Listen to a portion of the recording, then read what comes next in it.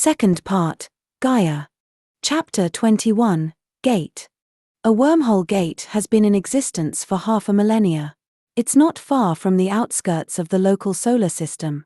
The gate sits along what is known as the outer spill of the Milky Way. Nobody on Earth has seen or documented it just yet, but it does exist. The gate is comprised of an elongated plate 1.8 light-years in diameter and blocks out all wavelengths aimed in its direction. To avoid detection or mistaken for a black hole, the gate sends out an identical signal at its opposite end and returns most signals back through the Earth-facing side. Well, not all signals are returned. That is the purpose of the cloak. There appears to be no distortion whatsoever in this process. It is the Nexus cloak. It has been giving perfect results, that is, until recently. In Santa Clara, California, a small college-run satellite station, casually called Venus Ridge, spots the glib on the sensors. A maintenance worker, William Ferris, sees the uncommon numbers on the scanner screen. He has worked at Venus Ridge for 3 years, uninterested and naive to scientific endeavors until about a year ago. Ever since, he's been gaining interest in the skies. On this crisp summer evening, he spots one of the monitors throwing automated numbers. Everyone in the lab has gone for a late-night munchie run. He studies the numbers, having gotten used to the meanings and record pattern that the numbers make. They are typically uniform. This set of numbers, however, are more scattered than usual. He jots them down on a piece of notepaper, hoping play astronomer at home in private. He writes 1.2000 95.9523 in blotted letters on a piece of scrap. It's late and maybe his eyes played a trick on him. He looks back at the set of numbers on the screen. His specific coordinates, he realizes, are no longer on screen. He double-checks. Yes, all of these coordinates are marked at around -42 lat and 48 long. There are nearly 20 new spot scans in the past 5 minutes, all roughly in the same number region. The mapping program was going to map any activity from the Leuven comet cluster this month. It was currently centered around -42 lat and 48 long. The readings read predictably. Everything was about within 5 degrees of the central coordinates. No ones, no 95s like the set he scribbled. He scrolls up on the screen. Nothing. But the notepaper in his pocket shows what he thought he saw. 1.2 lat and 95.9523 long. He scrolls further up the screen. The timestamps don't lie. 2:18 and 35 seconds AM, 2:18 and 19 seconds AM. He scrolls back as far as midnight. He was working on the main lobby at that time. William Ferris moves on to the break room to both grab a cup of coffee and then finish up the night. 22. Revival. God, what the hell? Dharma's excited words were nearly drowned out by the beat of tech music thudding out from a box speaker on his table. Red looked closely. That speaker box looked familiar. She focused on the edge design. Neon green edges and perfectly square.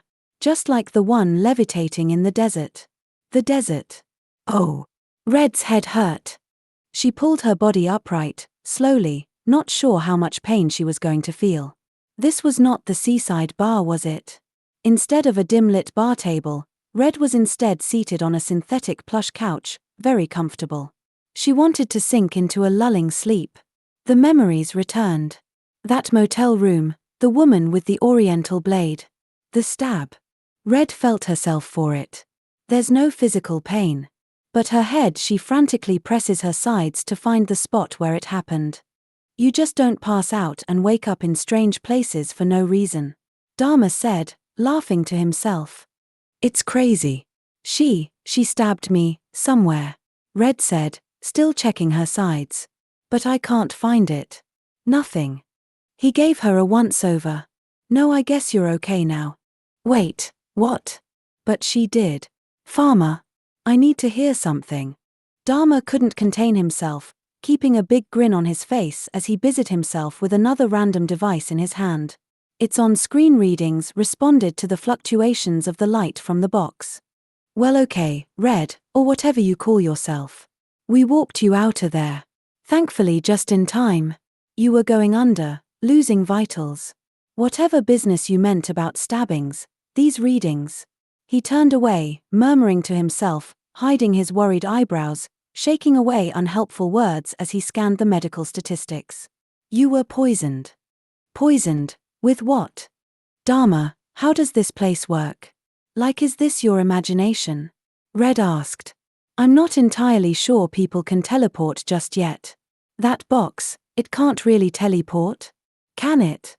Dharma holds an undeniably big smile on his face.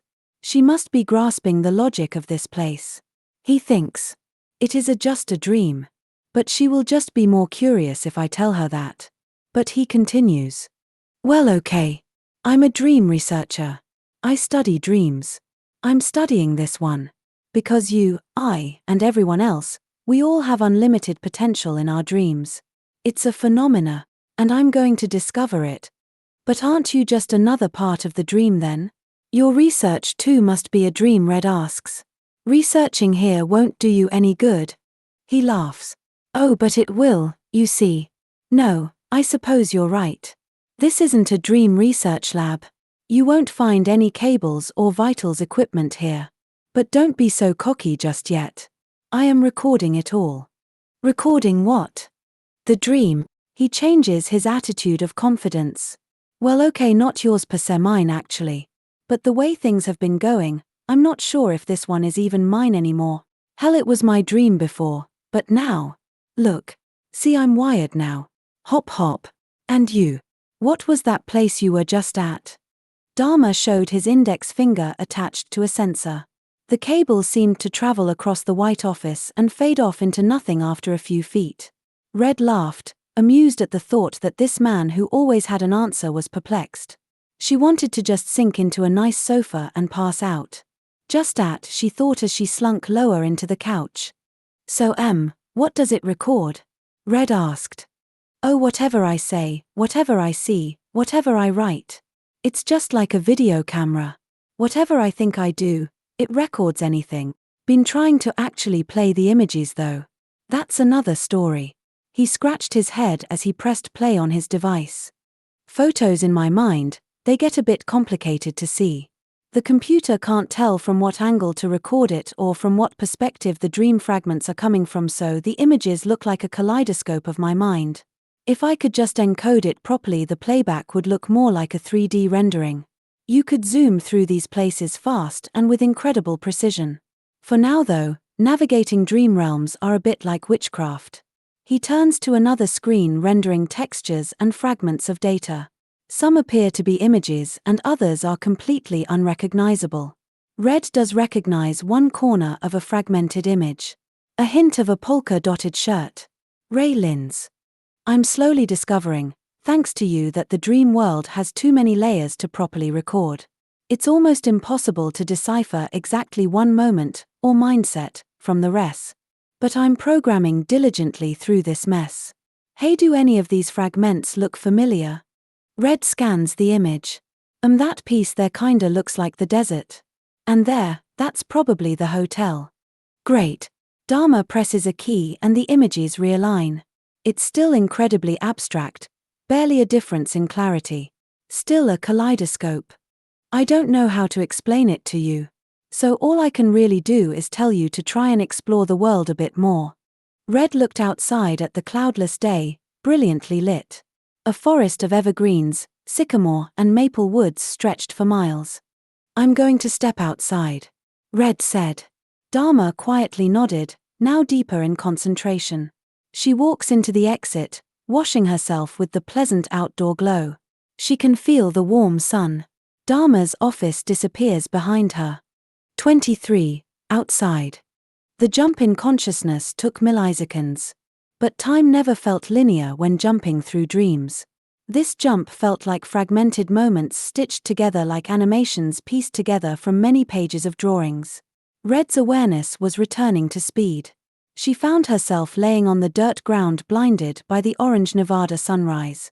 I was waiting for you, Tron said. He wagged his side mirrors like robotic puppy ears. Shut up, she said hoarsely, her throat dry as the air. So are you ready to roll? I got bored and scanned your stuff, hope you don't mind. He was eager to interrogate Red's parcel. He had a bare-bones outline of the heavy-duty plastic box showing on his holo screen. He'd already scanned the contents. Well, looks like something good. From the looks of it, a mod pack. Lemme at it already. You don't know how bored I was. Should I? Red didn't even want to take that box, and she didn't even want to think about trusting the guy who made her take it nearly at gunpoint. It could be a virus inside. But Tron was excited. And he was pretty smart sometimes. Fuck. He was already unpackaging the contents wirelessly. The onboard computer was making a whoop-whoop sort of sound as it installed the accompanying data. Too late. Red checked Tron's vitals on her visual feed. No signs of data destruction on his OS. So far so good. Tron, you're an idiot. Red shouted. She kicked him in the side panel. Oh, but it tastes so good. Look, there's schematics included. Hey, can we order some of these parts? I totally want this fuel economizer. Look, a 1.2% increase in efficiency. He was ready to do donuts. Let's open the box. Says there's a new front visor inside. Well, he'd already messed it up if there was anything wrong. Red pulled the heavy black plastic case and popped the hinges. The digital seal was broken on it, thanks to Tron Data Unpacker. There inside, nestled inside the precision cut foam, was the visor piece. Red pulled it up out of the box and mock placed it on the front end of the bike. A perfect fit.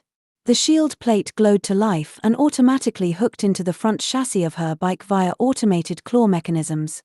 Red looked behind her. The hotel where Clark stayed was just a silhouette along the horizon.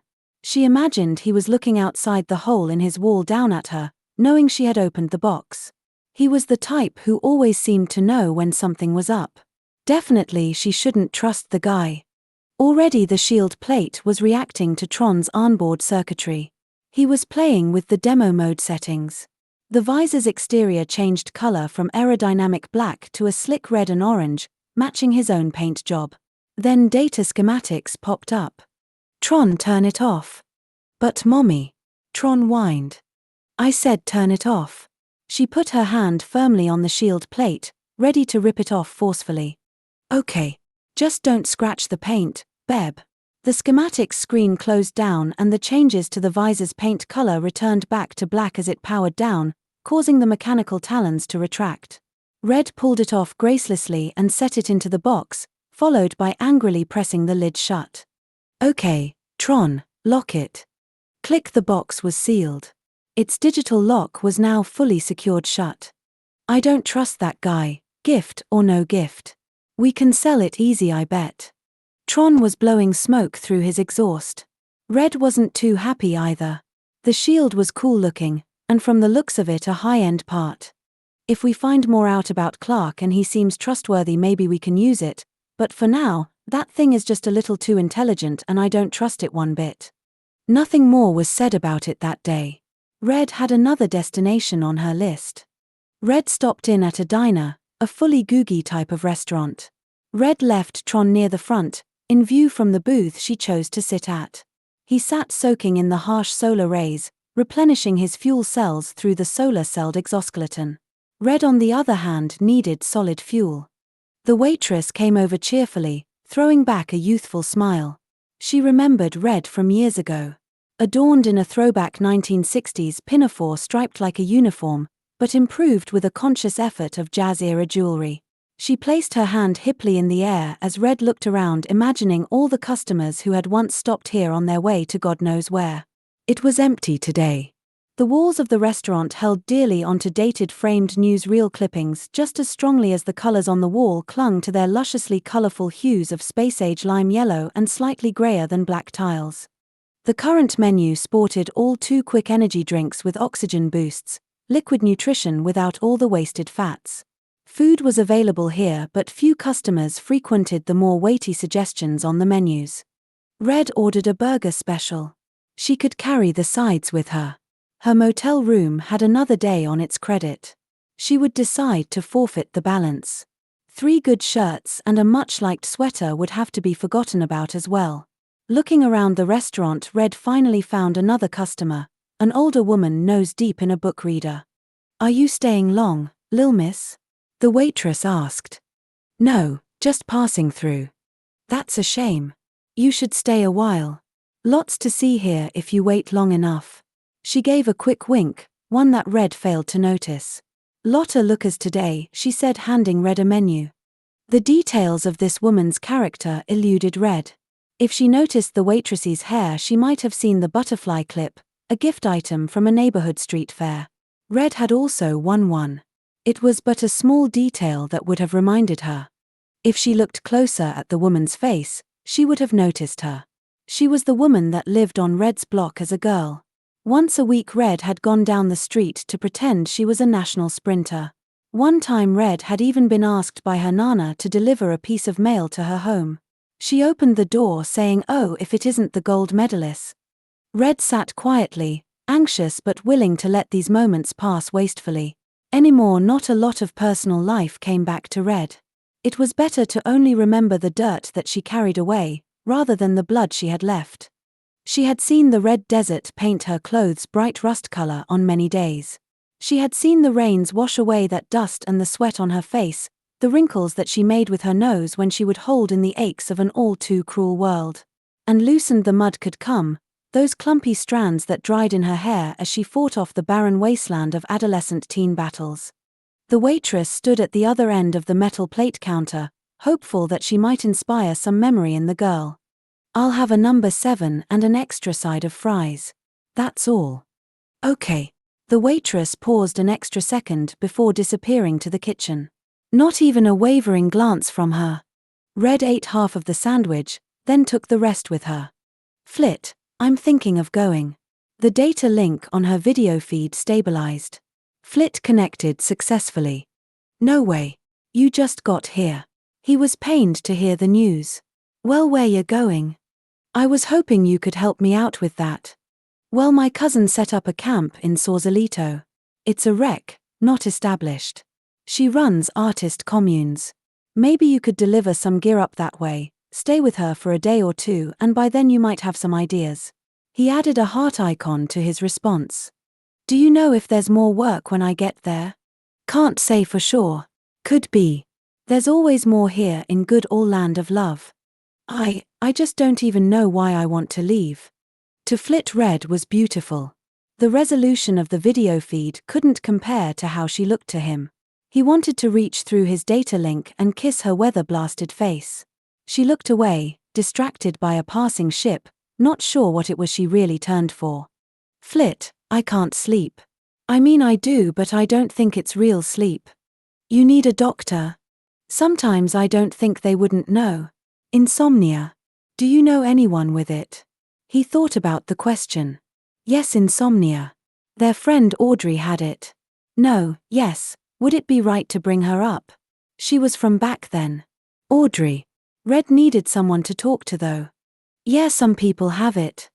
I asked before. Sleeping pills. They knock me out. But that's not why. Just tell him about the dreams." Red tells herself.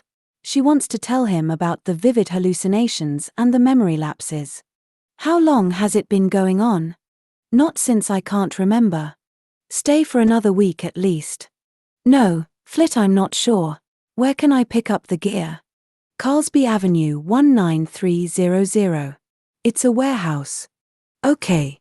I'll talk to you later. Take care." The link ended. Sausalito then. Red could distract herself with this trek for now. "Tron, I need a route." He brought up Red's scheduler, moving tomorrow's proposed destinations off of the calendar. She would take the long route. Nearly 700 miles. Just a half-day's journey. "Tron, where can we sell that package?" Clark's gift irked the back of her mind again. She couldn't leave until that thing was out of her hands. It was getting late.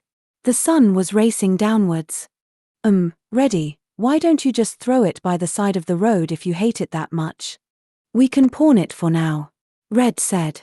She was both unsure but confident knowing more about this Clark guy was in her best interest. "I want to keep track of it is all. If Clark was a good guy, maybe he knew she needed something. But if he wasn't, then she was already falling in too deep." A half hour later Red was back at Forleo's shop. 24, Forleo's. Little Cherry. His warm, genial tone and open arms greeted her with more warmth than anticipated. He remembered her presence and was happy to meet her again, a welcome business partner. This was not his usual hello. But she was a beautiful girl. Red could tell Folio was an honest man. She didn't want to even question it. The idea that she was incorrect existed, since she knew little of him, but like a fading storm, Red gave into that idea less and less. "Hi Folio. I have something to pawn." He sped over to her and helped with the insulated case that looked like it dragging her down more than it actually weighed. "Oh, one of these." Folio took a moment to analyze the lock. "Do you know what it is?" "No." "Is it safe?" "Come inside. We can look it over." Inside, Folio set the case onto a small metal enclosure, shutting the hatch, and turned on the attached scanner. "You're eating well?"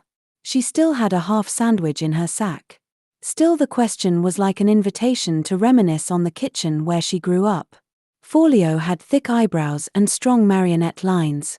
"Come," he said, motioning Red to the well-stocked kitchen.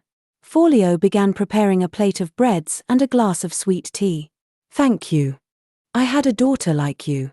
She lives in Virginia now building tanks."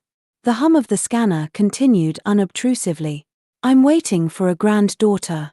No word yet." A happy thought Red could see. "When did she move?" Red asked. 8 years. A job with a private shipbuilder. Temporary at first. But it was a good one.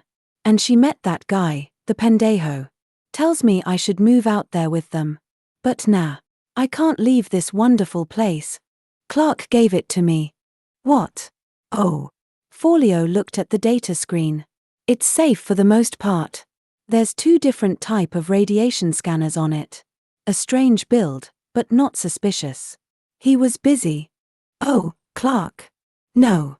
"Did he have more of the ZXs?" "No. He only gave me this box. Sort of made me take it. He's sort of an asshole. It's not dangerous though. There was a whole room full of these." "Oh. Are you sure you went to the right place?" "The Bilsinore." Folio frowned. Not the Bilsinore. His near sentient plaza. The scanner beeped to completion. 1 second. Already Folio was dialing up Clark. "Hey, it's Panson. What are you doing?" "Aha. No." "So the girl stopped by?" "Ah. Oh. Aha. Aha." Red pulled up the address she had been directed to earlier. The screen no longer pointed to the Bilsinore. There it was, Sentient Plaza, adjacent to Walnut Grove. Not even the same logo icon to go with it. Red sent a notice to Tron, anxious to pull up her travel log. "Tron, the address was wrong." What, Lil R? "The freaking address. The parts dealer his. I'm not even sure. Look up our travel history. Did we have any link data on Sentient Plaza?" "Okay, cool your jets. Let me scan." "BOOP beep BOOP. 1 moment." He made human-sounding computer noises. Folio clicked off the phone. "Well, my cherry, he said he didn't see you yesterday." "Fuck. I told him I mixed the address. He said you know me for 15 years and you forget where I live. Here, where's the card I gave you? I thought I gave you the right address." "It's the right one now," Red said, hiding her embarrassment. Somehow the address pointed to Sentient Plaza now. "I don't know what happened. Maybe the maps malfunctioned. We haven't had any updates since the collapse of civilization. These things probably started breaking. So where did you go again?"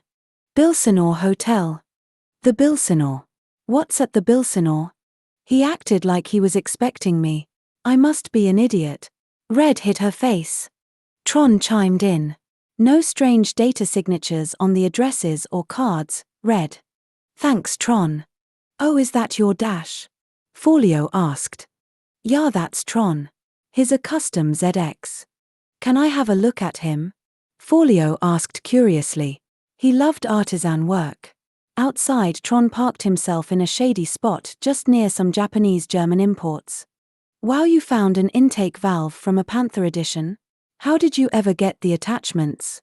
Folio glossed over the hard body shells that were from 3 separate car manufacturers. yet graciously fused into one solid chassis. I not only wanted to check out your beautiful work, Miss Cherry, but was also curious to see the robot responsible for the malfunctioning address. Can I take a look inside? Oh, sure. Red was a bit nervous. Tron had never been seen this way outside of photos uploaded to the Dash message boards. Red seamlessly popped the hood on Tron's front motor cage. Folio took out his glasses to see through the heavy contrast the sun put out. Baby, that's cold, Tron said. Could you at least wear gloves? Folio pulled up a portable scanner on his console. Okay. He's running a factory OS from 15 years ago. That might be your problem. It's easy to hack in those. They sell kits for like 3 mini fusion. But I went through myself and rerouted the connections. Ah, why did you do that? To run him purely through my own Dash setup. Oh, marvelous. How did you synchronize it? Found some biomint chips. Looks good. Folio shut the lid. Then you shouldn't be having a problem. Red wanted to ride over to the Bilsanor and kick down those elevator doors on the 68th floor. She wanted to grab that imposter, Clark or whoever it was, and shove that box in his face repeatedly. Beat him senseless with it until he'd tell her why he gave it to her. Can you keep him in lockdown mode for now? Folio asked. Okay. Folio curiously bit into his console again. Nothing I can see, no port address footprints here. If there are any strange ones, they've been masked. Probably nothing here. I thought you said you weren't that good at this stuff. Oh well, I used to work at a data farm. Technical support, cold calls, the basics. I didn't get into much, but I picked up some tricks. From the looks of it, I think somebody changed your address on you. The card reader and the maps were probably working fine. Their signatures haven't been decrypted.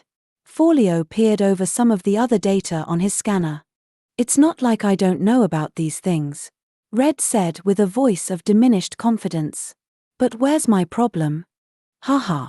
Well, you're a beautiful girl. Everything always happens to the beautiful.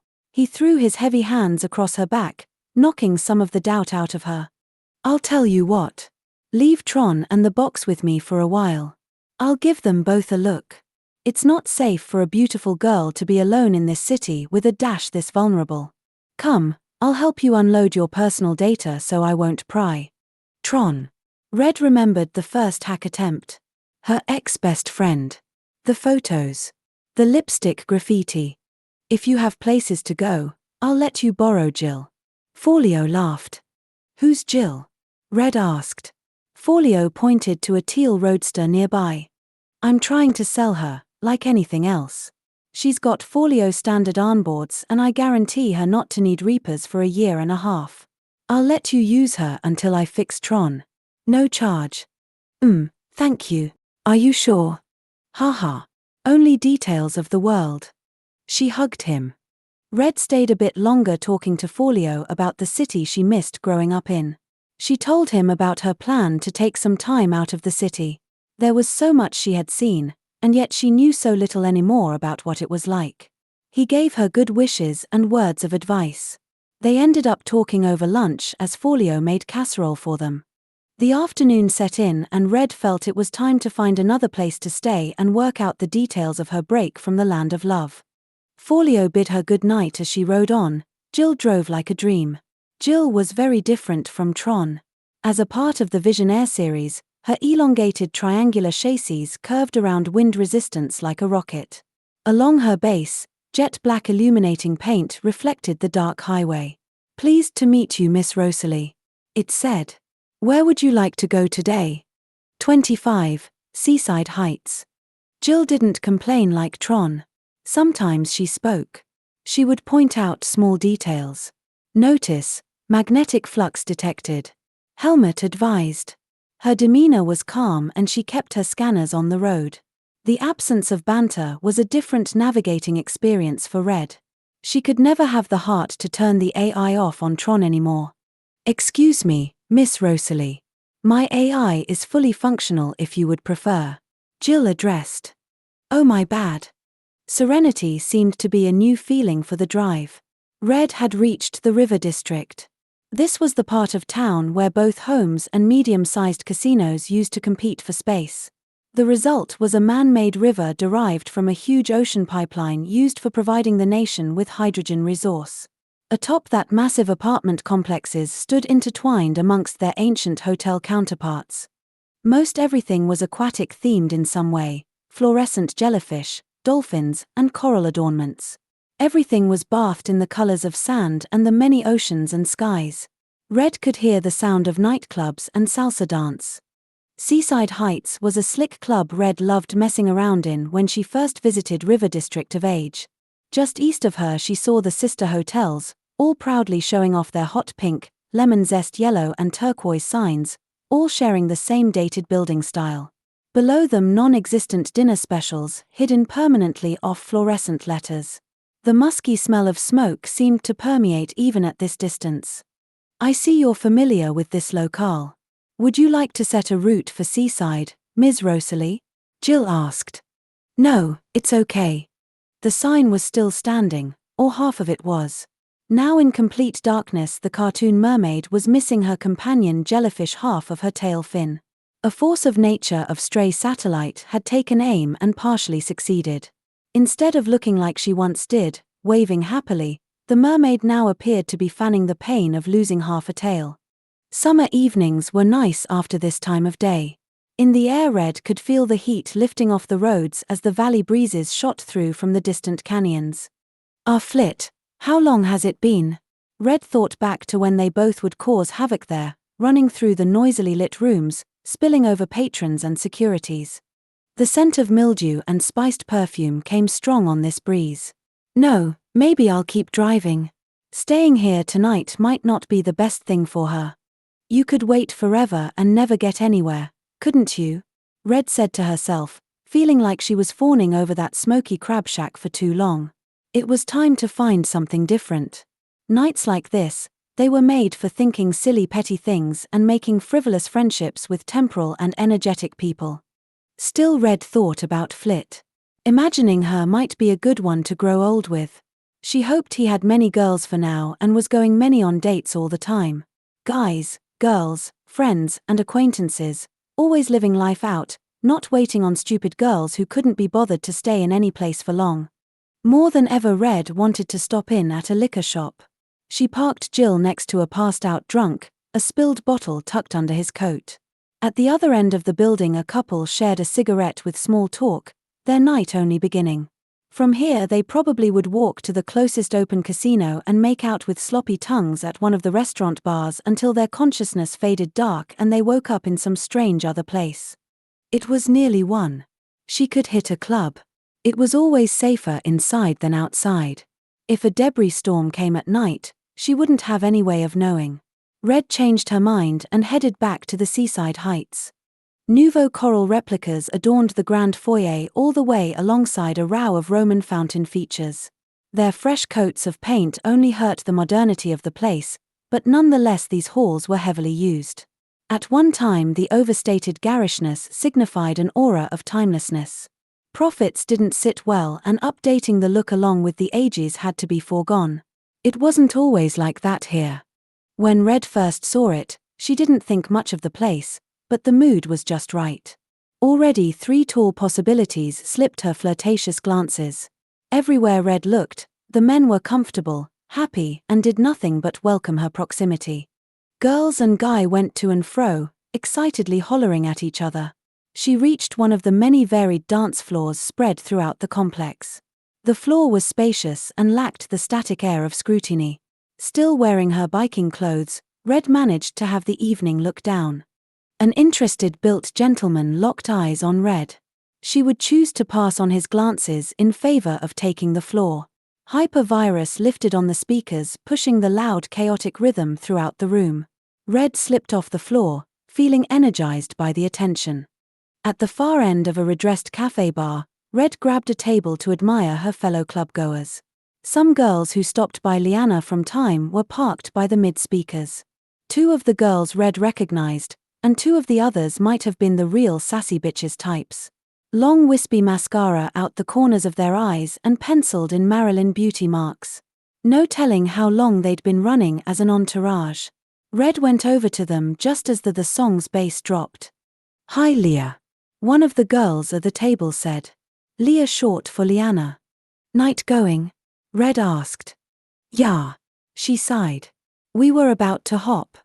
One of the girls nudged the Leah girl as she made a weird face. The drinks were cheap and non-ending at Seaside Heights. That might have been one reason Red loved it. "Oh yeah, tonight looks slow," Red said. "Maybe we'll see you there." "Yeah, we're going to try the Flamingo Room," she said as the girls got up. "Good seeing ya, Leah," the girl said. Just barely out of sight, the sassy girls giggled devilishly.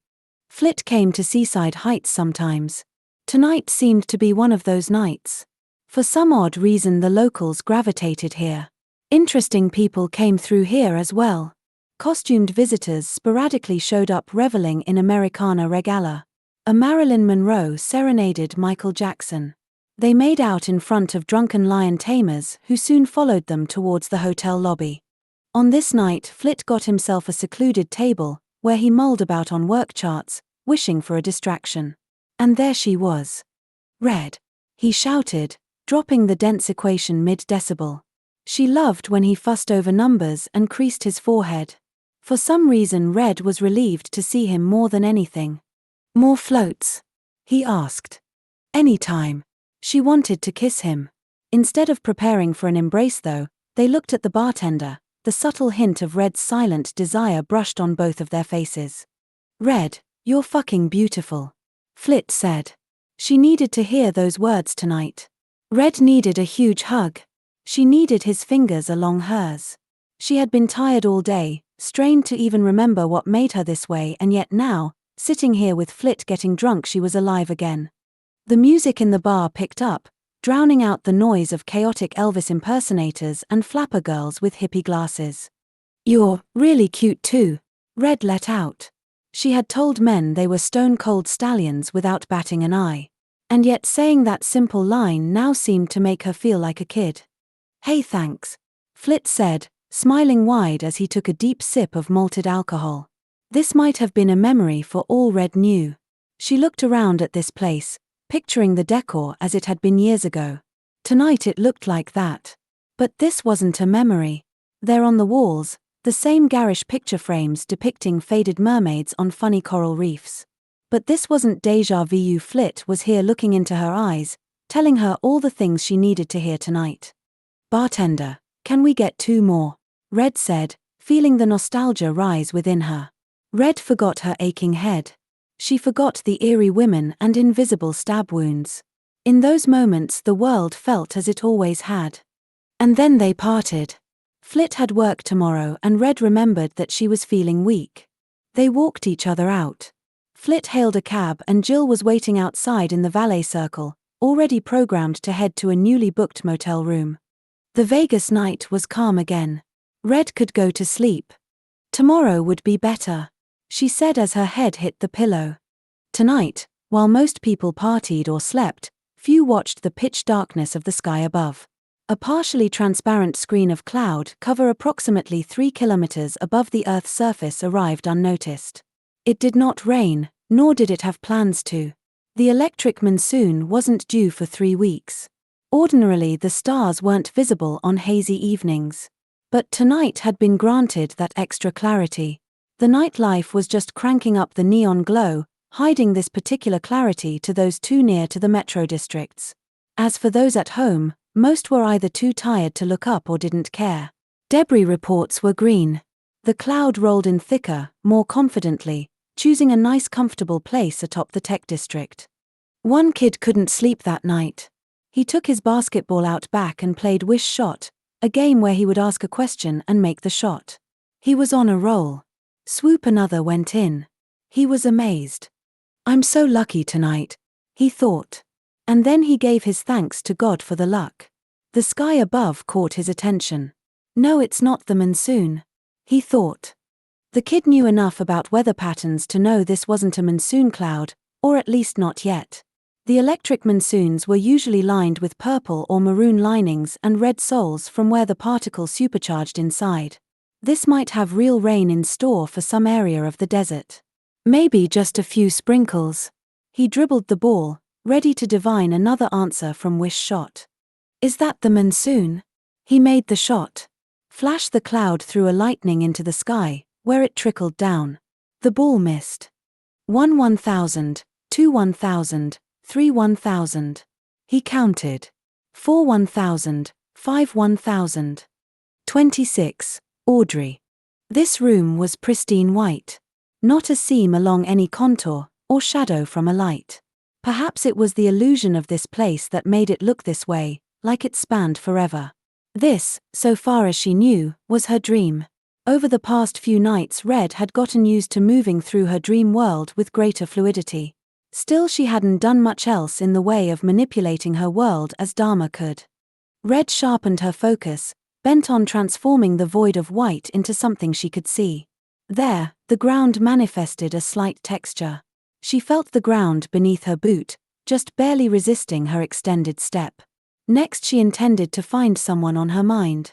Faint grey shapes bubbled into the bleak surroundings. Red became aware that she was not the only one present now. A number of people stood around her, most in a state of unaware, frozen and facing her. Some spoke to no one in particular. Others appeared to be occupied with tasks at hand. Reading, gazing outward, sleeping. They were all in suspended animation. How many figures were there? Red estimated at least 50 at first glance, but upon deeper inspection, anticipated many more furrowed into the white fade. The space really was filled with so many people. Were there thousands? Hundreds of thousands? More? She saw people as far as she could see. The possibility that everyone in the world might accounted for in this space seemed very possible. The silhouettes of people seemed to stretch on forever. Red listened in on the people that spoke. Soon she was aware of most of the speaking voices nearest to her. It was both quiet and completely deafening to pay attention to them all. The soft sonic cacophony filled Red's eardrums.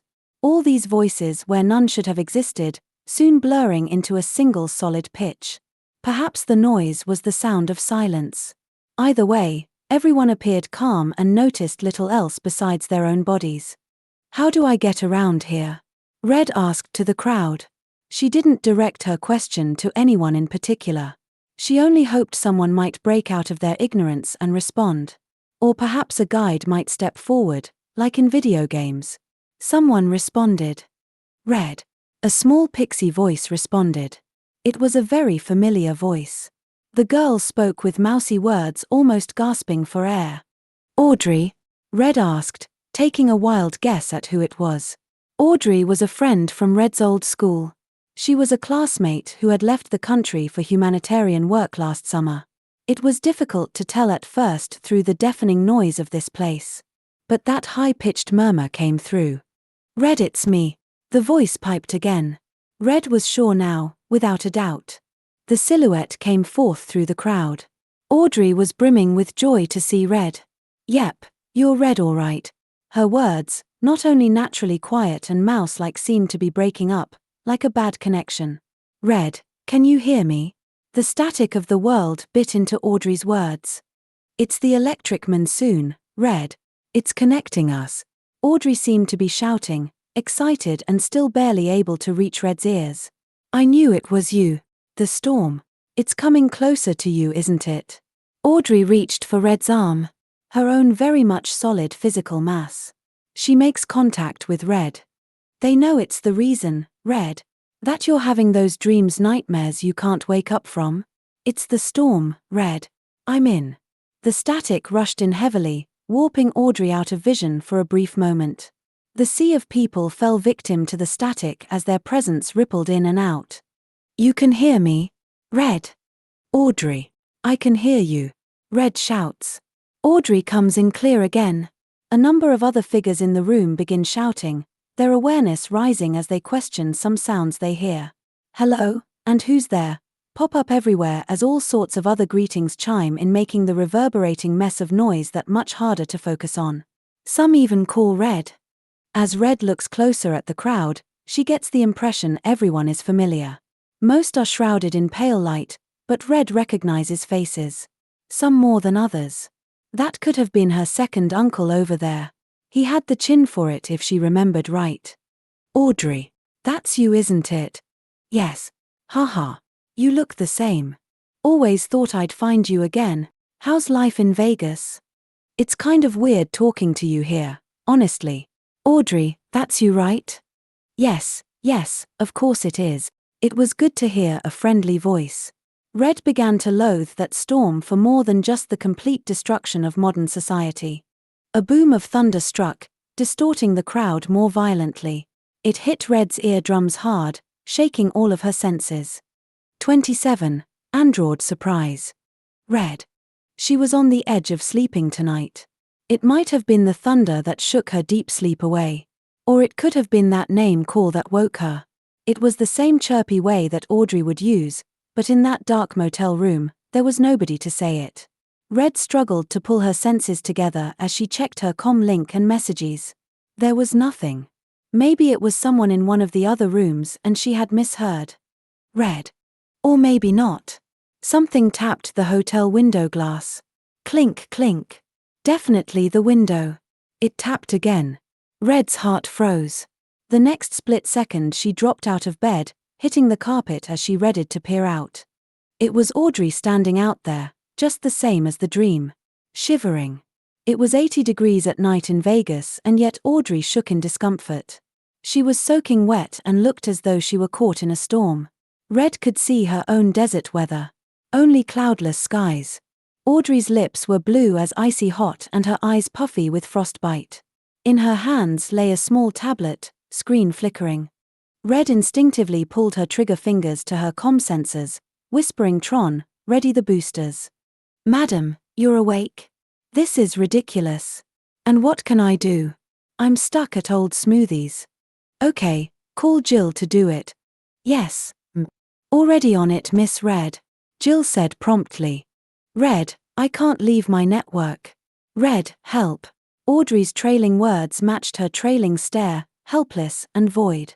Her gaze distant, meant for someone miles away. Red tried to understand why. Red. Help. Audrey shouted. The girl at the window froze for just a hairline second, pixelating. Audrey must be a hologram. Was she communicating for help? In another second Tron's comm link blinked out. His line was dead, only a slight whirring sound played, signaling an empty line. But why at Red's window? Something came into Red's mind. Dread. Stark, terrifying dread. Raylin. The feeling took hold of every neuron in Red's body and mind and something awoke inside her. Adrenaline in her calves pumped like iron and her heart beat like a sledgehammer. The only thing Red could think of now was Raylin. Raylin. Red's muscles tightened beyond comprehension. And then she heard that noise in her head. A familiarly dreadful whirring sound. Some mechanical noise, like the ones of the airships during shooting tests. Red's body didn't need confirmation. Almost as immediately as it began, the whirring sound had reached its climax. Red's heart smashed at her chest as lightning ripped through her chest and into her head. Red's brain saw nothing but electricity overflowing through every neural pathway she possessed. Her consciousness had just collapsed entirely. The world became complete light for Red. Almost instantaneously she was transported to a calmer place, at least it seemed to be. Red stayed deathly aware that her body was still in danger. She looked out at the manifesting landscape of ultramarine skies and fields of tulips around her. And yet she could still sense the rose pattern engraved bedroom dressers and sense the patter of the ceiling fan on the motel-issue queen bed sheets. She could see that pitch-dark motel room without her eyes. But Red was certain she could see it. Her eyes took in the tranquil wilderness here. This floral field was just like the ones that she and Dharma would visit. But now her mind overlapped with hot violet outlines of technological noise. The interfaces of Red's dashes raced through her sights. She could see flashes of light race about on digital circuit imprints. Red. Please answer me. For no reason at Red could see digital translations of Audrey's pleas. Call functions from Tron and Jill intercepted Audrey's cries and returned macro signatures. Red was aware of her own leg muscles near bursting. The thud-thud-thud of her heartbeat registered, though she could not feel it. Signature found. A distorted Jill announced. Address belongs to, nasally snark, seaboard theta. Hundreds of lines of code sprouted from the laser information superhighways of this place. Red never knew a nasally snark. Nothing. Not a client, not a company. But now she could see where the data was coming from. There were temperature shifts and signal frequencies. Red brought up a new channel of data into this world. A slightly pinker shade of violet data signatures manifested out of thin air. These were Red's historical collections of data from Audrey. She compared the two channels of data. They felt different. Whoever was outside Red's window was definitely not Audrey. Dharma? Red asked, wishing she could use another brain to help her scan the results quickly. The mechanical were Red heard just before passing out emitted relentlessly, sounding as though it were ever increasing. There. A red disk of light smashed onto the field, transforming the land and sky with electric yellow wires of light twisting like thickly braided roots up and around every channel of data across the expanse. Code leapt outward and spilt exponentially, flooding her eyes with electric current. Red could see her own motel room within the light. There, the roots tangled into almost solid walls. In that thickness she saw the real world and herself frozen in time, crouching. Outside the window stood, not a hologram but a fully equipped tactical rover bot with a Gatling cannon unlocked. If the world were not moving at an eon per second, its rotors would be spinning on high. The safety hatches were all locked open like a blooming flower. Sparks of negative pulsar energy was frothing at the mouth. In another second that monster of a machine would spill its contents. Red had to dive into it. She quickly grasped every speck of mental focus she possessed and aimed it at that thick cluster of machinery. Her mental flood of electric light bounced off. Red studied the chassis. No ports on the outside to access, nothing but smooth wire. She could not connect. But an SKU was present. Tron, scan it please. Wow, you're coming in clear, ready, and woo, that's some neural link. You're in high def and coming at me at an accelerated transfer rate. What did you do? Install new speakers? No time, little man. Just get me the info. Tron responded immediately, uplinking his results into Red's electric streams. Sensor scan, normal. Android alloy aluminum hybrid. Radio frequency channels including infrared, heat, electrical impulse, including low amperage and extreme voltage. On-board weapons, phaser with 4500 voltage, 12,000 and 64,000 voltage settings. Arms are equipped with predictive reflex joints and double reinforced rotary bars. Extreme caution advised. Maybe I can disable it, Red thought. She flooded the earth around the robot's feet with data streams. The energy traveled up and around the android skeleton. Still the machine repelled her like oil slicks on the surface of water. That's when Red's metaphysical energy links started short-circuiting. She could feel herself floating slowly into her frozen body. The world was returning to its natural progression. A fight wasn't going to be a possibility.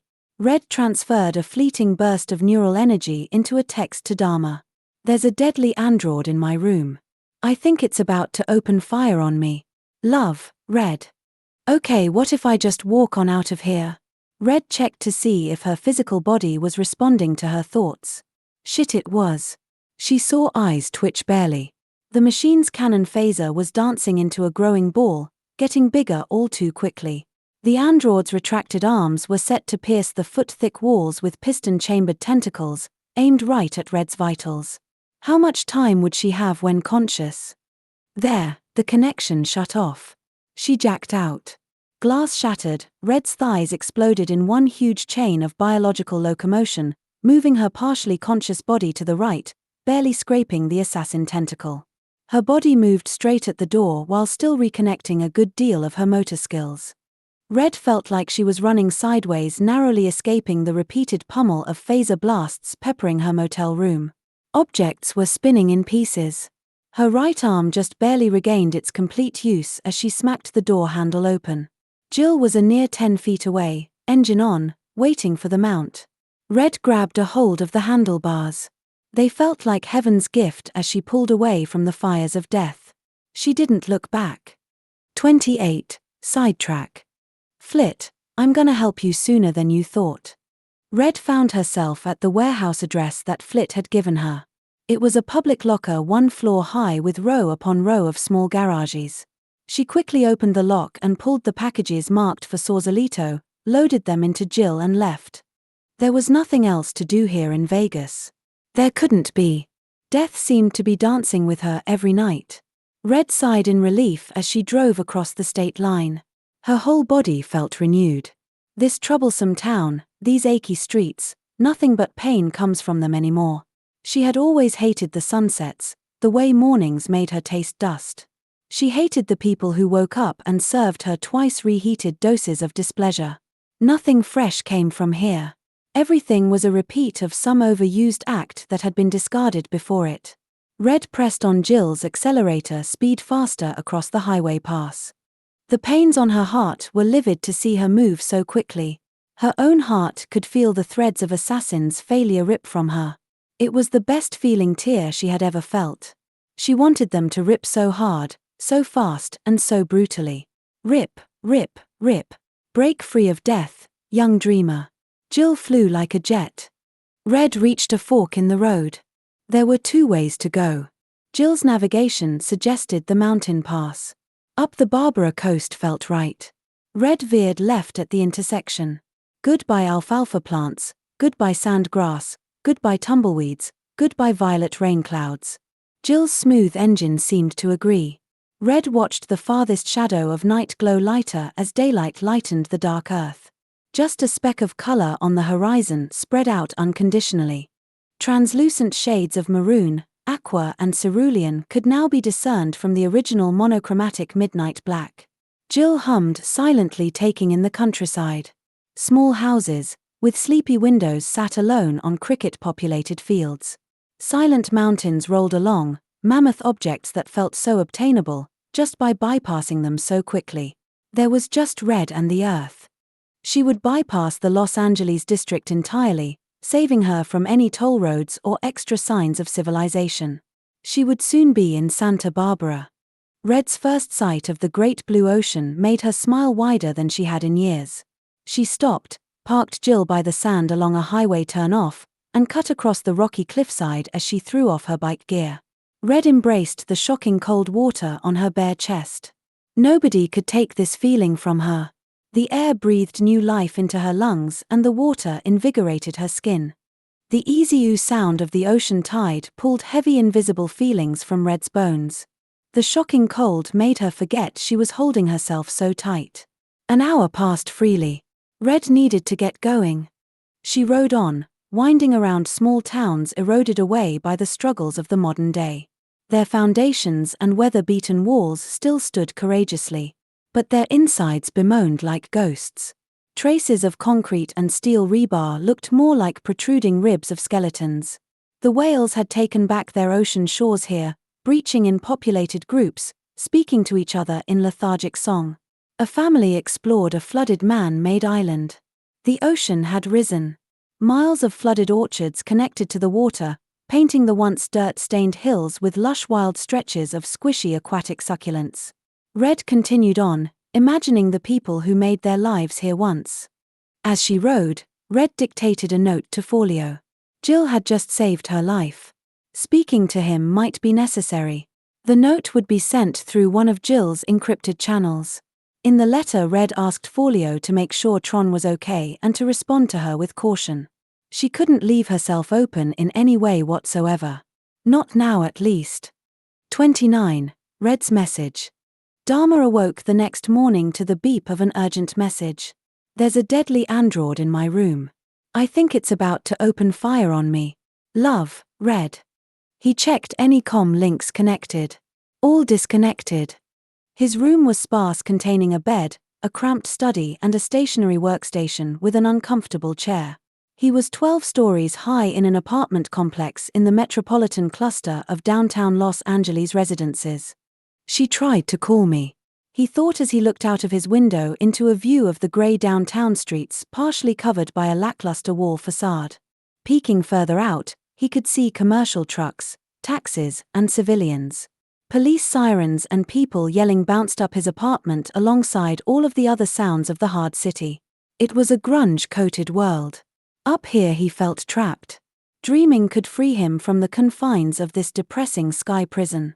The world below was full of danger and he left his apartment for only brief hours at a time, just for necessities. Dharma found himself still tired, even though he had just awoke. Plugging in his REM transcriber, he continued to dream, this time concentrating on the message from Red. His eyelids closed, shutting out the pigeon-stained windowsills outside. He could see tiny tree structures of blood vessels tinting the red glow of his closed eyelids with shadowy black.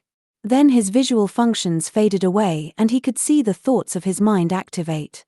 With articulated hand motions, Dharma pulled up a simulation of a keyboard. Already his REM monitors were transcribing his digital memory into code. In another offshoot of his visual feed, Dharma pulled up Red's message, looking for clues. No need to panic, she left an untraceable ping on her wall just an hour ago. Still something looked urgent. The message, it was sent without any program or application he could trace. And there were artifacts mussing up the message. There, along the words, faint patches of light clung along the code. Dharma pulled up the artifacts, comparing them with his bank of fragments from dream diving. There, the encryption algorithm was that of camera data. It had attached itself with her message. He pulled up the piece, making out a figure. An android indeed. That body shell, rounded reinforced metal armor. He had seen some like that before. Diving further, his scanner found a pattern match on another artifact. Changing it from binary, he read a partially distorted data logs. It was an IP address coming from a vehicle. TR_N. Oh, that was her bike, Tron. Dharma never had an easy time looking into Tron's compartments. Tron was a custom OS, so his storage system had to be accessed through a portal Red had built, having a hand in developing her idea of a secure system architecture. Still, Dharma had marginal luck finding Tron's ports on the net, just the same as other Dash systems. Let's see. He was relaying a message here. Tron. Intruder alert. Access denied. Tron threw out error messages at Dharma, as he found himself being pushed out with port blockers and losing track of Tron's IP. In Dharma's vision, Tron's readings vanished, leaving only a single-lined message.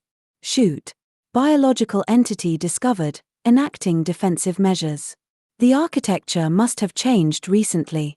Dharma ran another search, pulling up his own logs for clues as to where Tron might have gone off to.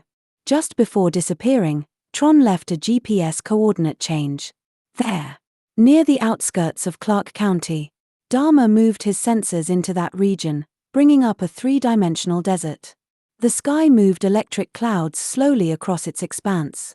Deep black sky sparkled with root formations of electric signal. It looked like a calm electric monsoon. He should only be a few leagues from where Tron's signal faded. Dharma looked around for him. His hunch was right. Near a pixelated warehouse building was a speeder depicted as a plush motorbike, armed with oversized comic exhausts and spewing out electricity from its engine. The Bionet was by its very nature a strange place. It was even stranger for artificial intelligence units. Machines who had never seen the world the way people had, could only approximate how it was with archaic and synthesized senses. This was how Tron saw his world. Stop, intruder, Tron shouted. The sparks of electricity went wild, spouting like newly exploded fireworks. The trails of light energy radiated in circuit board patterns. Lines of digital pixelation blinded Dharma's field of vision. You have breached the Tron OS security zone. Turn back or face dire repercussions. Tron's voice was deep, intimidating like a robotic cop. Tron, it's Dharma, was all he could say. The electric interference squealed like train brakes. Present credentials, Tron demanded. Or be prepared to eat phaser, Tron boasted. Red. Where is Red? Dharma asked. Red. Tron let his guard down. The electric interference died down, revealing cartoon Tron through the static. Red was having brunch. It was sweet bread, poached eggs and tea from a small cafe along a steep hill along the eastern end of the port town of Francisco. She sipped her tea and watched the harbor. A congested commerce of aquatic freighters danced between one another. She had never thought of doing something like this for herself in forever. It felt nice. A selfish brunch as she idly watched ships pass. The smell of sea air came into her lungs thick with the taste of fog. The delivery spot was but a half an hour from here. Red took in another satisfying sip of her tea. She felt safe. Whatever was chasing her could not find her. She could feel it. Peace. After an eternity of passing ships, Red hopped on Jill and continued on. A small blonde woman answered the door. "Oh, you're Flit's friend. Hi." Her voice was full of earthy warmth. She was both informal but not unwelcome. Red walked into the crackling wooden house. "It's good you made it. They're having trouble, the freighters." From her parcel Red pulled out 3 small boxes with the Hongtech logo printed on their sides, and handed them to the woman. "Thank you," the woman said as she sat, motioning for Red to join her as she pulled open a ledger on the table. Inside the page was an envelope. "That's yours." "Thank you." Red couldn't think of asking anything else. She had completed the deed. Where to? She hadn't thought about the return. Some moments of confusion are best with calm meditation and relaxation. "So Flit tells me you're looking for work?" the woman asked. "I do have some here, there, and someplace else. I'm all over the map today." "I am." "Well, okay. I can't guarantee you anything, but come back later tonight. Some friends will be in from the east. I'll have an answer by then." Red thanked the woman and left back across the bridge into the metropolis. The overlooking bridges may have been the reason Francisco survived. Having to constantly rebuild itself against the rising tides, most of the sea-bound regions were floating on buoyant rollers that rose with the tides. It seemed the whole island was afloat, though only an illusion. The violet skies rolled in just like Vegas. Only here the murky fog mixed in, creating of brilliant swirls of lavender and grey. "Fuck it," Red shouted as she rode along the narrow skyline speedways. A light drizzle came down.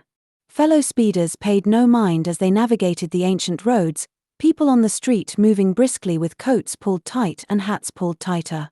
She was lost. But it was a good place to be lost. A rocket shot out of the heart of the city, racing upward between 2 closely positioned buildings before flying far into the sky and detonating. A puff of light filled the fog riddles sky high above. Red had guessed it was a defense system clearing debris. This was a smart city. Any who could cross those bridges were protected here. Then she saw him. Tall, eyes locked in her general way. One side of his face locked in a sort of frown. Girthy, wearing a long-sleeved recycled shirt. Unmistakable Vegas style. Red's heart leapt. No, she thought. This might be a delusion, or some malfunction of her fight or flight system. Red sped off anyway, down a narrow street into the next. She faked a left. Was he still there? Red didn't want to take any chances. "Jill, I need an alternate route." Of course. Jill rerouted the drive down a quaint road along the subway route where clothing boutiques and coffee shops lined the street. Red checked behind her. No. There he was, pulling up the rear with another man. They saw her, but feigned ignorance. Red ducked inside the Duck Soup Kitchen, a French cuisine restaurant dressed in forest green colors. She asked for a bar seat, looking for a spot with a good view of the street. Those men could just be tourists, but Red wasn't taking chances. The men walked inside the same restaurant. Red wasn't sure what she should do. From their appearance, Red could guess they wouldn't be hostile for the time being, but still she hid inside her menu while toying with some settings on Jill. "Keep an eye on them for me, Jill." "Yes, 5 minutes into being seated another man came to meet those 2 men. His clothes were drenched from being inside this fog for so long. He glanced over at Red but also feigned ignorance as the 3 men talked jovially. Red scanned the area. No alerts, no known threats. But the men continued to make motions towards her. She didn't want to calm down just yet. A soup came, warming her inside. Red had only been in this city a short while and already felt as drenched as that other man. The second man boomed with laughter. She peeked over. He was looking right at her. Fuck, she whispered, hoping they wouldn't hear. There was no sense in leaving. They might have been in control. Every time Red had the courage to check them, one would be looking in her direction. These men had no reason to be interested in her. To ease her tension, Red ordered a house coffee and small sandwich, feeling famished. Minutes later her sandwich came and Red ate in relative peace, aside from now feeling like the butt of most jokes coming from the Vegas men's table. "That Reddy's so easy," the drenched man said. Red couldn't take it. Quickly she pulled some currency and shoved out of the restaurant, hopped on Jill, and hoped she would never see those men again. A stream of smoke rose into the city air as another rocket lit up the sky with a muddled boom. 30. Dharma's room. Dharma didn't know why his interest in dreaming grew so much. He used to sleep soundly, never remembering them. And then sometime during his battle with a deadly cold he started to have vivid dreams. It was midday and he was drifting back to sleep. When his consciousness went back online, he was looking at the hospital ward where he almost lost his fight. 2 nurses came in, roused by the critical alerts sent to their desk stations. The senior in charge didn't freak out until stepping into the room, horrified by the numbers on the sensors. It was worse than the remote indicators had showed. The fluctuating heart rate, decreasing core temperature, slowing blood flow and wavering brain activity. This boy was going under. "Quick, pull back up," the nurse shouted, moving Dharma's bed from its stationary wall, preparing to take it to the ER. He had clumsily pulled at the wires from the wall, all taking vital seconds. Dharma's eyes fluttering. He didn't remember seeing the nurses during that time, but now in this dream there they were, clear as day. 3 nurses scrambling to keep him awake. Dharma didn't know if it was because of the dream or that is how it happened. Sharp little sparks of electricity resonated from his body. The same sparks he saw everywhere in the bionet. The machines hooked to his bed drank in his electricity. "Get the intravenous ready," the nurse shouted. The backup nurse complied, running to the adjacent room and pulling a drip system. Their monitor stations might have been working. Dharma couldn't tell. All he could see were pixelated screens going haywire. All the while his own body gave off more electricity. He felt hot, almost burning as the sparks grew. The nurses didn't seem to notice. They were now busy hooking in a drip system and pulling other machines towards his bed. The nurses grew in frustration every time they glanced at the monitors. He could feel one hand gripping his chest tight. There was no pressure. He couldn't feel it, but he knew it was tight. And the electricity that poured over him, those hot sharp second-degree electrical burns searing at his body, Dharma stopped noticing them. His whole body felt released from the ache. He was feeling lighter.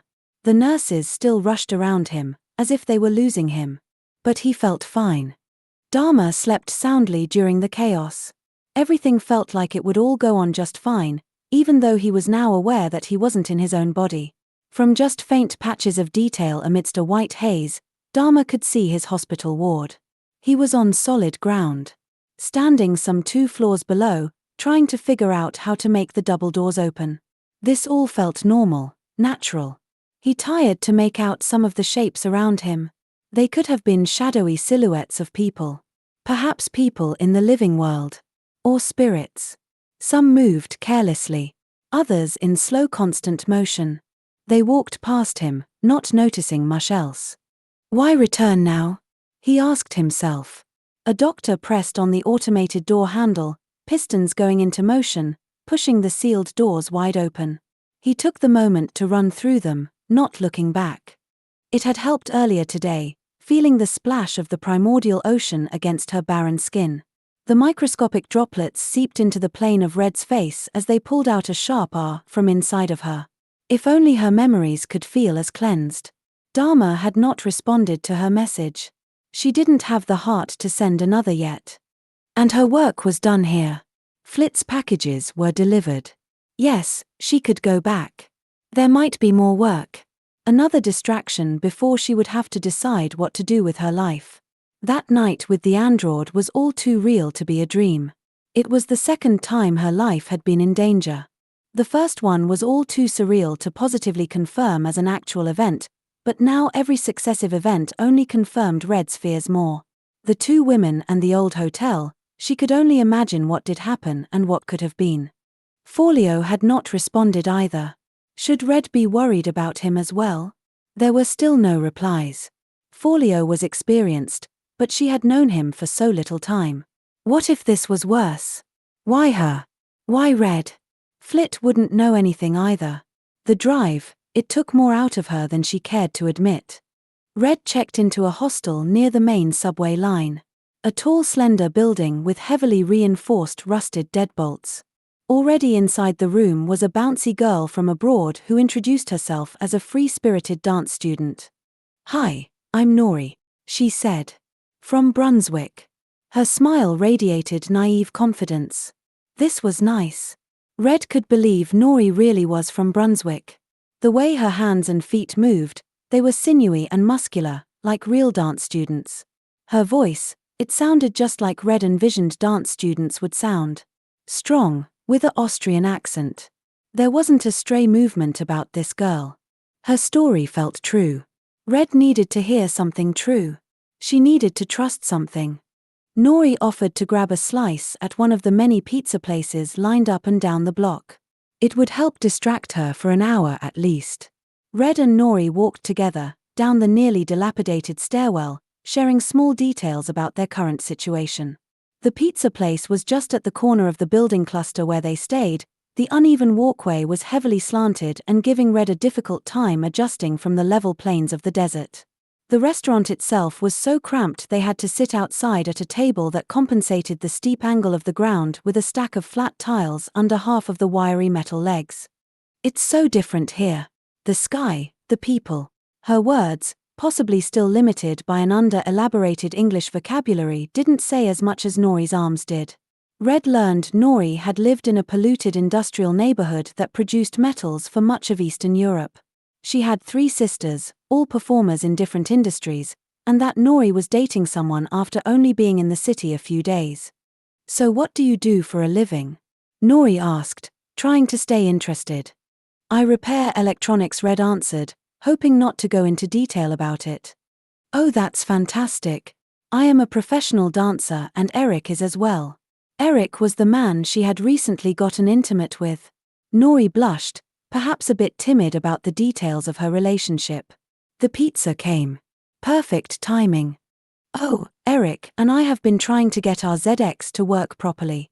I hear it can be very useful if you go inland. Do you know about those machines?" Nori dove into her slice. "Oh, well, I've looked at one or two." Red lied. Nori would have a hard time touring the country without one. Debris storms were unpredictable. "Here, I have it with me." Nori produced a small glossy black box from her side pack. Undebatably a rare early model, still unscathed. "We were told to bring one with us. Eric is going to look for another." Nori pulled a cigarette with one swift nonchalant arm movement. A message popped up on Red's comm. Folio had responded. "Your boy is fine, and good news. He has no security fixes. Some bottom feeders were eating your breadcrumbs. I sent pigeons after them. Come home." Hopefully it was really him. No telling how good this clerk was at messing with people's lives. He probably had nudes of her by now. Red shut the message terminal off. She didn't want to return just yet. "What I need to do is find someone who knows this city." The next morning Red went looking for new outfits. If she was going to fight off this stalking entity, she needed a fresh look. Most of her funds had been left behind at the motel where she had been attacked. She would start with lower street thrift shops and work her way along the heights in search for some evening wear and clothes for this much colder climate. Red had been given some perfume samples and cosmetics from Nori, who had too many. All she needed now was something formal, but not brazen. God knows subtlety would be her ally and anything obvious would only cheapen her and possibly get her in deep. She found one. Color, black. Style, similar to the class of the little black dress. Red matched it with a scarf and gloves that could be used 20 different ways and fit neatly in any clutch she might carry. Later tonight Nori would take her dancing at a club she had discovered from some of the other dance entertainers in the district. The doorman was scrutinizing. His watch drew his attention every 20 seconds, but he chatted up the visitors with football player excitement. Red walked in, put her name down on the guest list, as a Miss Bovary, asked about the raffle and quickly inquired to a stranger if they knew where the ladies' room was. No sense in using her true name here. Especially now with Vegas monsters in her shadow. Red waited patiently for Nori, shifting places and checking the various rooms. No question where the ballroom was at, but Red thought it better to save a grand entrance for when Nori arrived. Red nursed the parlor room for now. No sign of Nori or Eric yet. It was still 8. Red looked up nearby repair shops she might want to check the next day. There were a few along the Ridgemorn district. One in the Republic Hill. Red entertained herself with the false antique decor. An electric candelabra gave a small hello in the form of the programmed light flicker. Red blinked. There was a slight spark and the actual word hello seemed to come from the light source. She could have sworn it even sounded like Dharma. She eyed the flute glass in her hand. She checked her messaged. Just folios. Red took a seat under the faulty lamp. Many hotel guests mingled with the party crowd. It was easy to tell them apart. This might be the right party. Girls just like Red waltzed around talking up the place. There was vivid makeup and wildly designed locks hair everywhere. Some of the more weathered guests stuck to soft natural pastels. It was time to take an active approach to this party. Red made herself available and instantaneously an angular fellow greeted her. He was a sort of loud, boisterous man, who did seem to be partially deaf or daft. Great party, eh? He leaned on the adjoining balcony. I'm just waiting for a friend. Besides, I'm not easy to sway. Oh, are you into fucking? Are you a prostitute? Several partygoers turned their head. He was kryptonite and not worth talking to. This, my lady, is the perfect time to get the hell away from the walking disaster magnet. Red thought. She chose the perfect cold shoulder, moving directly away, taking strides to make sure the foghorned deaf man was left alone with his offensive words and that she left with as much possible grace as she could muster. Once out of harm's way, she minimized her gallantry in case animal magnetism was strong with that one. No luck. He gawked at her like a dog, dumbstruck. Clearly actions were lost on him. The crowd in the next room was already being swayed by the champagne and wine. Hopefully there would be some smooth people to drown out the awkward conversation she had just stumbled through. Red didn't have much cushion in this part of town. She was on the outside here. Anyone with any less than fair impressions of her here could easily pull the graces out of her hair. She made sure to remember that guy's grey suit, his yellow striped tie. That clumsily buttoned dress shirt. The party continued. Some men stared, some smiled. Red's eyes were drawing in the right kind of vibe now. Now would be a good time to approach someone. She saw him, nice haircut, clean watch, strong hands. Just as she was about to ask this ruggedly attractive man for the time, the animal magnet came back with another question. Hey, would you sleep with me for a hun? He was cut off by his storming wife who grabbed his arm and gave Red the coldest of looks. Her rounded hips caterpillared away in a dress that was surely dry clean only. But Red was left alone now with the rugged fellow. That was strange, he said, giving Red a charming wink. Yeah. She brushed her bangs away and felt much better. Maybe I can get you a drink after that. Sure. I'm Miss Bovary, Red said, offering her most regal hand. Miss Bovary, so nice to meet you. He offered his genteel hand in return, aware of the joke they both shared. I'm Jim. Visiting with friends. Red sipped her vodka nectar and he his glass the color of whiskey. I'm sorry, miss. You'll have to step outside. A suited bouncer came to Red in complete unapologetic professionalism. He had been called by the jealous caterpillar to cleanse the party of riff-raff. Red's heart sank, her drink still half full. Hey, I'm a guest. Her words only squeaked through. The bouncer maintained a stone face. Some complaints been going that you've been harassing customers. But I am a customer. The power in her voice was rising, but not quickly enough. She's with me, the rugged man said, gripping the bouncer's wrist with bone-crushing strength. Both Red and rugged gentlemen watched as the shame in her eyes transferred to the bouncer. He looked at them, nodded. Of course. I understand. It must have been a mistake and walked away. But the humiliation already hit. Red excused herself and went for the entrance. She walked out, keeping her head hidden. Outside of the hotel, the cold dug into Red. Shitty event, shitty night. Jill was parked all the way on the other side of town without a way to auto-navigate. A shame on a night like this when that's all Red wanted at this very moment. She would need a cab to get back. The first one she narrowly hailed, spotted her and took a sharp drive off. She must have looked a mess. She wanted to cry. The rugged man from inside came out, standing like a human shield to the relentlessly frigid cold. That place is full of assholes, Jim said. I should know. I deal with them on a daily basis. Red smiled, feeling the tears dry up inside her. Here, let me hail you a cab, he offered. Sure, I'd like that, Red said. Or maybe I could convince you to stay a little longer. She agreed. Jim talked some more about his stay.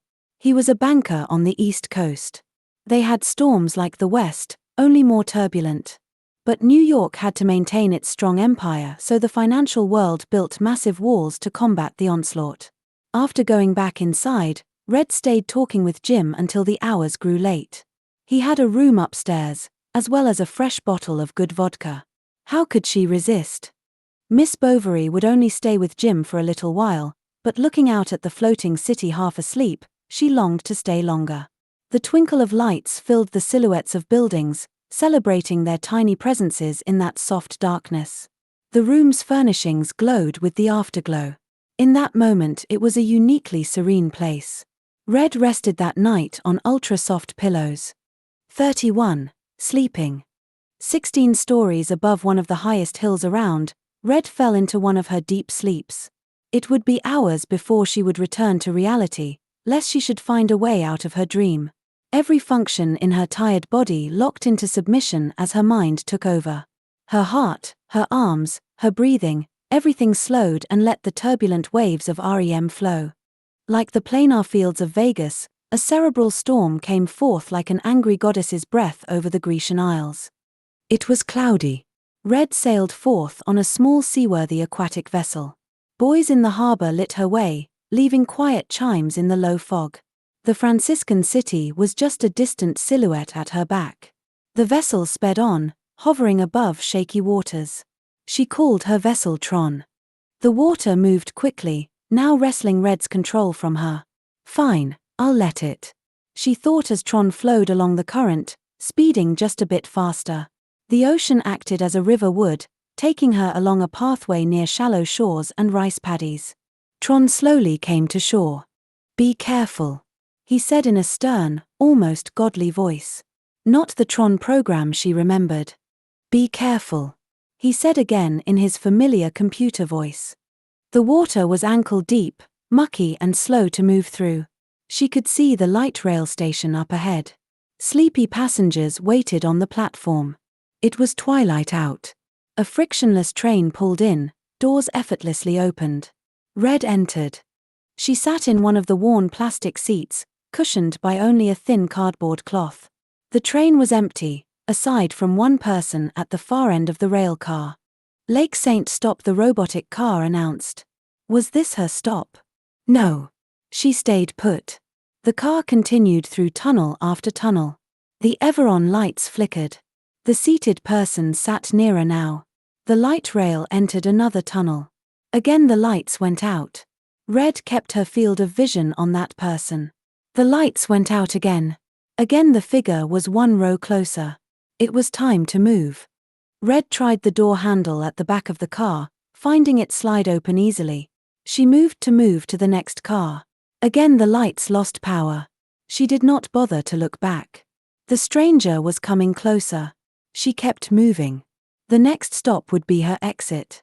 The nerves in her neck were cramping. She moved faster, sliding the next compartment open. As she neared the next car, Red could see but one non-malfunctioning light at the head of the car, making a very long shadow of her along the car's floor. All of the other lights went dead.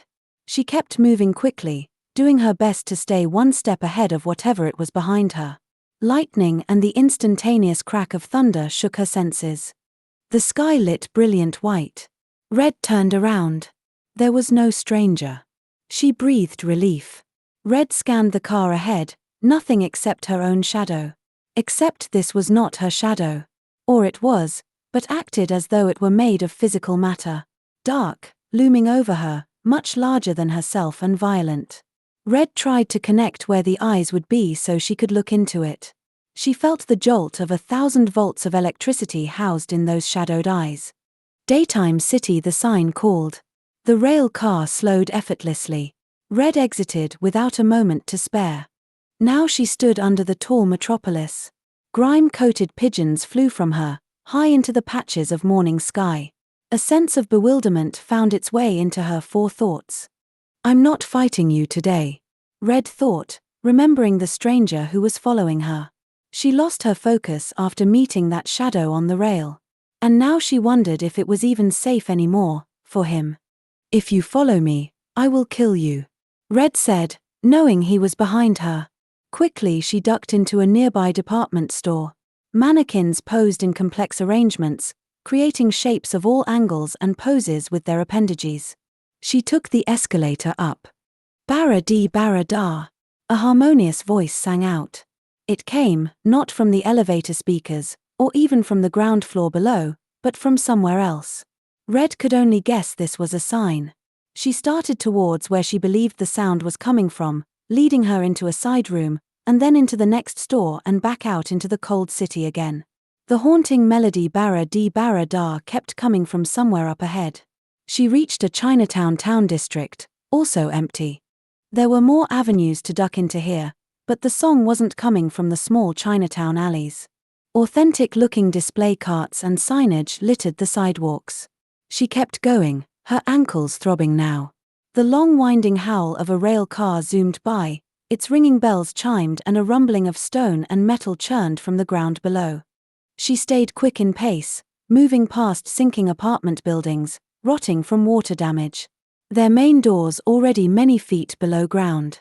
How far had Red walked now? The song subsided. She wasn't being followed anymore. The tense feeling in her neck had eased away as well. A woman sat on a flight of stairs under a Victorian-style porch. She peeled oranges, smiling. She patted a hand on the worn wooden floorboards, motioning for Red to come sit with her. Red obliged. "I'm being followed," Red said. "That's not the reason," the woman said. "I think it is you who is following." The woman had white blonde hair, mostly grayed, made large and tucked into a bun. She pointed to the street where Red had come from.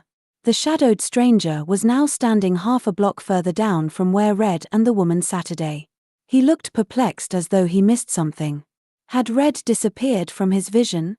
If Red hadn't stopped the woman, she would be standing right where the stranger stood, their meeting inevitable. Another flash of light smashed through the sky. "Just watch," the woman said, gripping Red's hand with tender kindness. The soft leatherette palms calmed her. The rain came down in buckets, filling the air with the sound of massive droplets. Steam rose from the earth. They watched the figure walked out from the shadow of the tall buildings. He or she was slender with a large hat. The stranger took notice. And then another figure came from behind. Slowly, in near-perfect stealth it appeared, almost 2 feet taller than the stranger. Long fingers moved through the wind, like spiders' legs. Reaching for the stranger, grabbing their shoulder. Everyone froze. Red could just barely hear a tiny sound as the tall silhouette gripped him tightly. Red gripped the woman just as tightly. She wasn't alone at this moment, and thankfully so. Under this twilight darkness Red could only make out the deep jaw lines and deeper eye sockets on the shadow. Both the shadow and the stranger breathed in unison as his tense body loosened. Silence. The tall figure nodded to Red and then stepped forward into the daylight. She was dark as night. And the clouds fell to earth. Soft tufts atop the low fog, all of it rolled down with a gravity so heavy it fell like rain. Cloud cover ate up street lamps, buildings, everything, and all of the faint light that existed at that moment was swallowed. In the darkness Red could only tiny sparkles of the woman's eyes. Her hand felt warm, but they were shaking. The wind called, Red in a harsh voice that came from every direction. Red searched the darkness before her for any trace of an expression from the sad woman. A faint hint of light returned. The woman could only give a sorrowful smile. Her eyes furrowed in an inescapable frown, as if saying, "What can you do?" That was Red's only answer. Run. Her boots hit the pavement. There was no choice now but to escape that darkness. She breathed in heaving gasps of thick violet fog, its invincible vapor stinging deep inside her lungs. She kept going, half blind and half aware. She passed row after row of immaculate wooden house barely visible through the choking mist. She stepped over tiny foot lawns, deli markets with hand-painted signs, and oceanside shops juxtaposed tightly against cramped neighborhoods. She went on for what felt like miles. The street ended. A massive set of concrete stairs greeted Red as her only exit. An exit route at the end of the cul-de-sac, leading upwards. Red climbed breathlessly. To her bewilderment, this is where a forest of redwoods began. How far it stretched, she could only guess, but she continued on. Behind her was the frigid cold. She felt it on her back, gaining. Keep going, she told herself. The faint hint of ocean waves crashed nearby. How far could she run before it would reach her? And then the darkness lightened. Red, it said. The voice was close. No, don't look at it. Red thought. She had to close her tired eyes. It stood before her, she could feel the cold air drifting off of it. It stood before her. She could run back, but would that not be folly? She might go back to the steep stairwell and back along the rows of crowded homes, but this shadow was fast. It would catch her then too. Red opened her eyes. That figure, feminine, stepped closer, sensuous in her movements. Just like the first time. Red thought. It was her. Those powerful sinewy arms were hers. Their cold fingers, that fluid, unfamiliar walk. Red dared to look her in the eyes. You are, she said. The sky rippled with an almost deafening pulsation. Red. You are Red. Red could not respond. The woman outstretched her arm, subconsciously beckoning Red to making contact back with her. Red tried to raise her head, to look straight at the woman with her full heart. She couldn't. There was only cold and darkness in that woman's eyes. She was deadly. To touch her. Her touch, would it kill? The sky filled with another impulse, jarring Red's thoughts. She saw visions of the old hotel in Vegas and the woman with her daughter. Red saw the original mushroom cloud, the wind-struck desert and the helpless photographer. Do I have a choice? Red asked herself, stretching her fingers closer. Her fingers reaching. Read. A scream like a typhoon pierced the ear-numbing pulsation as it sirened across the forest clearing. Apache helicopters shot out from the mask of cloud and hovered above, readying in an offensive formation. Other voices in loudspeakers shouted at her. She couldn't make out any of their words. She could only hear the thur-thur-thur-thur-thur of the copters.